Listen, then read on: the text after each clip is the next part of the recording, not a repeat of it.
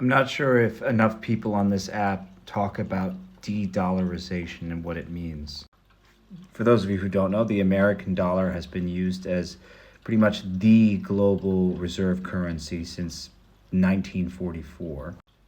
This means that when other countries, for example, buy or sell commodities like oil or various mineral ores, they use US dollars rather than their own national currency. This has been true for most of the last century. The US dollar has been the currency of choice for most countries on the planet. The more countries that used it, the more sense it makes to use it because it's just so universal. However, following some geopolitical, geostrategic shifts, more countries are buying resources in their own national currencies or doing a multitude of different transactions in their own national currencies. Many countries have also increased the share of gold that they hold in reserve, which is part of the reason why the price of gold has skyrocketed so much recently. Couple this with China's efforts to internationalize its currency, the yuan, and you have a situation where countries' reserves are much more diversified than in previous times. Now countries have euros, yuan, US dollars, and gold.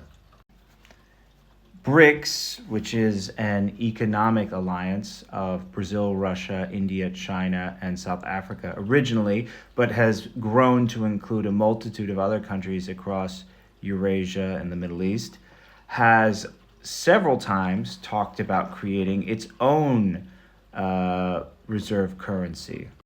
There is no proposal for a single unified currency yet, but most BRICS nations agree that there needs to be an alternative to the US dollar.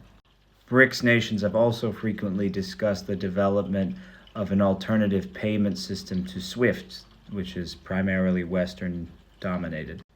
Almost forgot to mention that last year, the 50-year deal with the US and Saudi Arabia for the petrodollar ended, which now means that Saudi Arabia can trade oil for other currencies apart from the US dollar.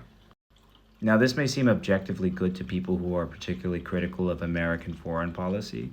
However, the US dollar provides a certain amount of stability.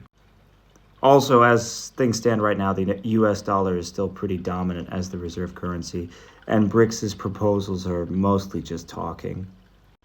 For now, the diversification is real, but not the replacement of the US dollar.